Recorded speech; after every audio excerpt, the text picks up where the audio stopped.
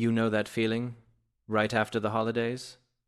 The dust settles, the wrapping paper is in the bin, and you're staring at a pile of stuff well, let's be honest, you're never going to use. The annual Great Return Migration, it's practically a tradition at this point. Exactly. You pack up that sweater that's 2 sizes too small, or those shoes that looked way better on Instagram, and you head to the post office. It feels mundane. But what if I told you that this year, that simple act of returning a package is being watched? And I don't mean by a security camera.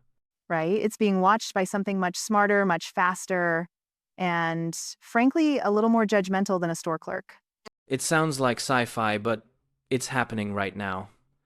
We're talking about a new system being piloted by UPS and their subsidiary, Happy Returns. It's called Return Vision. And honestly, it changes the whole game. It really does. And to understand why this matters, you have to look at the sheer scale of the problem. We aren't talking about a few dollars here. Estimates suggest that in 2025, US retailers are looking at nearly $850 billion in returned goods. 850 billion? That's the GDP of a mid-sized country. It is. And here's the kicker. Roughly 9% of that is fraud. We're talking about $76.5 billion in losses just vanished.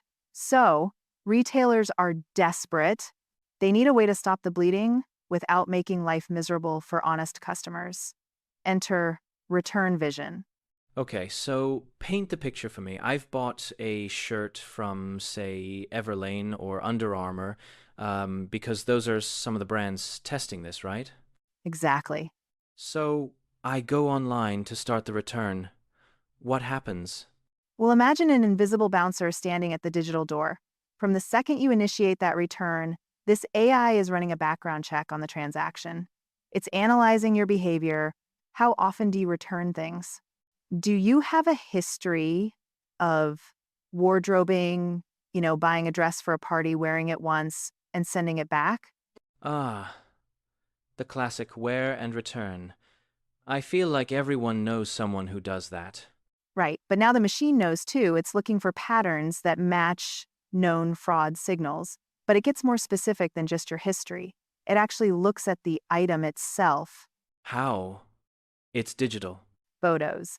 Retailers using Return Vision can require you to upload a picture of the item before you even ship it. The AI analyzes that image instantly. It checks the color, the style, looking for damage. It's specifically hunting for swaps. Swaps? Like sending back an old pair of beat-up sneakers in the box for the new ones? Precisely. You'd be amazed how often people try to return a 5-year-old version of a product in the new box. A human clerk might miss that if they're tired or rushing. The AI? It spots the scuff marks, the faded logo, or the wrong shade of blue immediately. That's wild. So it's basically an AI detective inspecting the goods before they even leave my house. It is.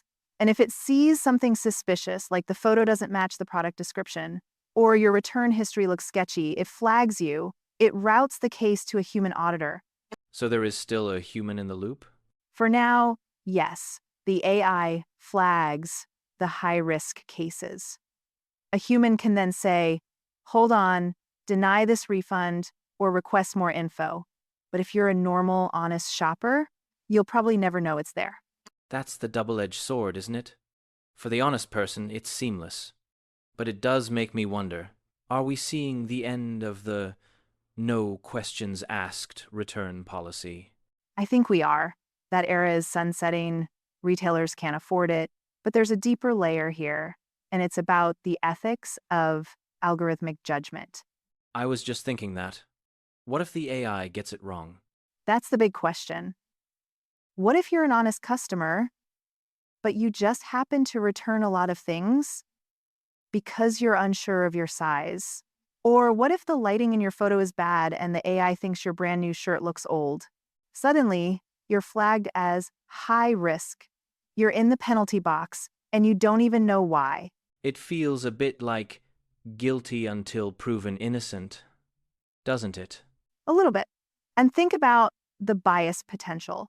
Does the model have biases against certain zip codes? Does it flag certain demographics more often? We don't know yet. It's a black box. It's fascinating because, on one hand, saving $76 billion is a massive efficiency win for the economy. That keeps prices down for everyone, theoretically. Theoretically, But on the other hand, we're inviting a machine to judge our honesty based on a photo and a database entry. and that's the trade off of the modern world. We want convenience, and companies want security. The middle ground is this AI bouncer. It's going to make it very hard for the scammers, the people returning counterfeit goods or empty boxes. But for the rest of us, it adds this invisible layer of surveillance to a very mundane activity. It's a lot to process next time I'm taping up a box to send back. Just make sure you take a good photo. Laughs right. Good lighting, clear angles. Don't make the AI angry. Exactly. Well, that's certainly something to chew on. We're moving from a world of trust to a world of verification, automated, high-speed verification. It's the industrialization of trust, and it's only going to get more precise from here. The industrialization of trust. I like that, even if it sounds a little dystopian. We'll have to see how this pilot with happy returns plays out after the holiday rush. Thanks for breaking this down. Anytime. And to everyone listening, check your receipts, and maybe think twice before you try to return that sweater you wore to the office party.